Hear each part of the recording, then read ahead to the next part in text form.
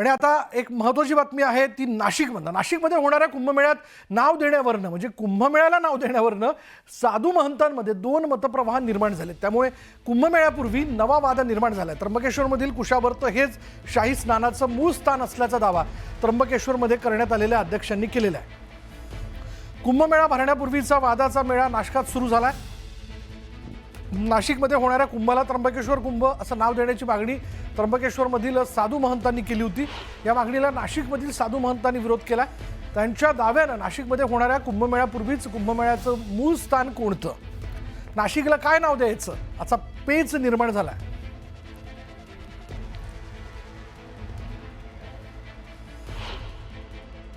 ठीक है, उनके रिकॉर्ड में है, लेकिन हमें रिकॉर्ड को ठीक करना पड़ेगा। ऐसा भी माना गया है कि भाई नासिक जिला है, जिले के बाद यहाँ का नाम दिया होगा, परंतु नियम ये है कि पहले यहाँ का नाम होना चाहिए, बाद में जिले का नाम होना चाहिए। परंपरा हमारी ऐसी होनी चाहिए। हम पूरा प्रयास करेंगे कि जो भी गलतियां हुई उनमें सुधार किया जाए। बिल्कुल बात होगी, सीएम साहब से बात होगी, पूरी बात होगी। इसलिए आप लोग जो है ये स्वस्थ रहे कि मैंने आपके लिए कुशावर्त जानबूझ के लाखों बरस की जहां अखाड़े आन बान शान के लिए जाने जाते हैं, आज उसके लिए आपके हित में निर्णय लिया गया कि हम लोग शहर से बाहर जा रहे हैं। कुंभ मेला कैसे बढ़िया से हो, अपने प्रशासन को जानकारी दे और प्रशासन से काम करे, तो ये जो कुंभ मेला बढ़िया होना चाहिए, ये विचार करना चाहिए ना। आपस में वाद विवाद कहीं है तो उसको दूर रखते हुए ये करना चाहिए। तर नाशिकमध्ये होणाऱ्या सिंहस्थ कुंभमेळ्यापूर्वी एक नवा वाद निर्माण झाल्याचं आपण बघतोय। नाशिक कुंभ की त्र्यंबकेश्वर कुंभ इथून सुरू झालेला हा वाद आता खरा कुंभ कुठे इथपर्यंत जाऊन पोहोचलेला आहे। त्र्यंबकेश्वरमधील कुशावर्त याच ठिकाणी अमृताचा थेंब पडला असून हेच कुंभचं मूळ ठिकाण असल्याचा दावा अखिल भारतीय आखाडा परिषदेच्या अध्यक्षांनी केला आहे। यामुळे नाशिकच्या रामकुंड परिसरामध्ये आणि तपोवनात होणाऱ्या कुंभमेळ्याचं काय असा सवाल जो आहे तो आता उपस्थित झालाय। तर नाशिकच्या कुंभला त्र्यंबकेश्वर कुंभ की नाशिक कुंभ नाव द्यायचं यावरनं प्रशासनासमोर देखील पेच निर्माण झाला। ज्या कुशावर्त कुंडावर आखाडा परिषदेच्या अध्यक्षांनी दावा केलाय ते नेमकं कुठे आणि हा सगळा वाद नेमका काय आहे याचा आढावा घेतला आमचे प्रतिनिधी लक्ष्मण घाटोळ यांनी। नाशिकमध्ये होणाऱ्या सिंहस्थ कुंभमेळ्यापूर्वी पुन्हा एकदा एक नवा वाद निर्माण झाला आहे। हा वाद आहे साधू महंतांमधला।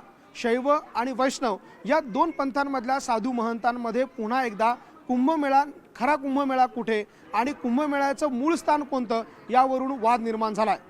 अखिल भारतीय आखाडा परिषदेचे अध्यक्ष रवींद्रगिरी महाराज यांनी नाशिकच्या त्र्यंबकेश्वरमध्ये येऊन एक दावा केलाय। तो त्यांचा दावा असा आहे की हे जे कुशावर्त माझ्या बाजूला दिसतंय हेच कुशावर्त जे आहे ते कुंभमेळ्याचं मूळ स्थान आहे। अमृताचे जे 3 थेंब पृथ्वीवरती पडलेले होते त्यापैकी एक थेंब नाशिकच्या या कुशावर्तामध्ये पडलेला होता आणि म्हणून कुंभमेळ्याचं शाही स्नान जे आहे ते या कुशावर्तामध्ये पार पडतं अशा प्रकारचा दावा त्यांनी केलाय।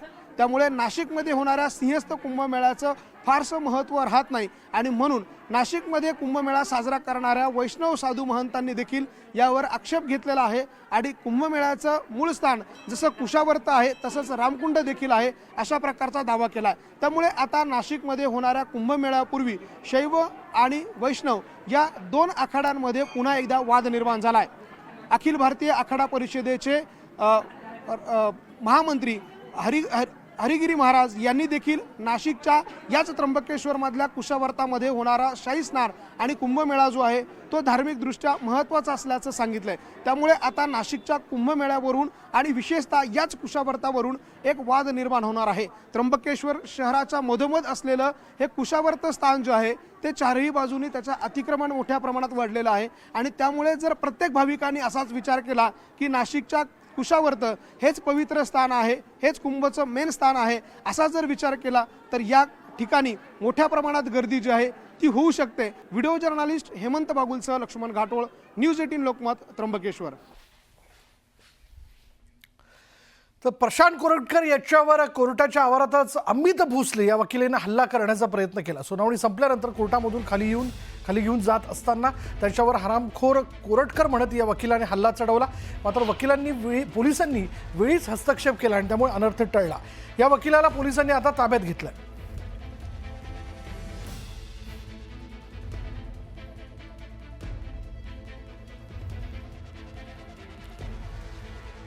दरम्यान याआधीही मंगळवारी जेव्हा कोरटकरला कोर्टाबाहेर आणलं गेलं तेव्हा शिवप्रेमी आक्रमक झाले आणि शिवप्रेमींनी कोरटकरवर पायताण भिरकवल्या. कोरटकरला आज कोर्टात हजर केलं जाणार हे स्पष्ट होताच कोल्हापुरात शिवप्रेमी आक्रमक झाले. शिवप्रेमींनी पोलीस स्टेशन आणि कोर्टाबाहेर सकाळपासूनच गर्दी केली होती. त्याला कोल्हापूर कोर्टात हजर केलं. त्यावेळी कोर्टबाहेर शिवप्रेमी आक्रमक झाले होते. त्यानंतर कोर्टाबाहेरील पोलीस बंदोबस्तात वाढ करण्यात आली. मात्र सुनावणीनंतर कोरटकरला कोर्टातून नेताना संतप्त शिवप्रेमींनी कोरटकरच्या दिशेने चपला भिरकावत निदर्शनं केली.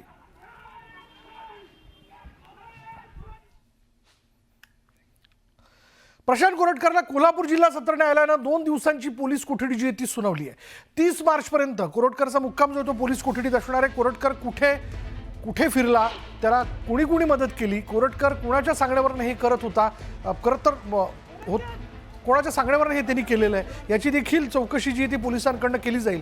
पोलिसांनी न्यायालयाकडे 5 दिवसांची पोलीस कोठडी मागितली होती. मात्र न्यायालयानं 2 दिवसांची पोलीस कोठडी जी ती सुनावली आहे. दरम्यान कोर्टाच्या निर्णयावर आम्ही समाधानी आहोत असं इंद्रजित सावंत म्हणाले. विष ओकणाऱ्या व्यक्तीबद्दल सहानुभूती न ठेवता कायद्याच्या कक्षेत राहून ज्या पद्धतीनं तपास चालला आहे, कारण ह्याच्या अगोदर तुम्ही बघितलं असेल की खूप वेगवेगळ्या व्यक्तींनी शिवाजी महाराजांच्याबद्दल वेगवेगळी विधानं केलेली होती, पण त्यांना कुठलीच कारवाई झालेली नव्हती, त्यांच्यावर गुन्हेसुद्धा दाखल झाले नव्हते. पण ह्याच्यावर गुन्हा दाखल होऊन ज्या पद्धतीनं कारवाई करायची चाललेलं आहे त्याच्याबद्दल मला एक शिवाजी महाराजांचा अनुयायी म्हणून एक समाधान वाटतं.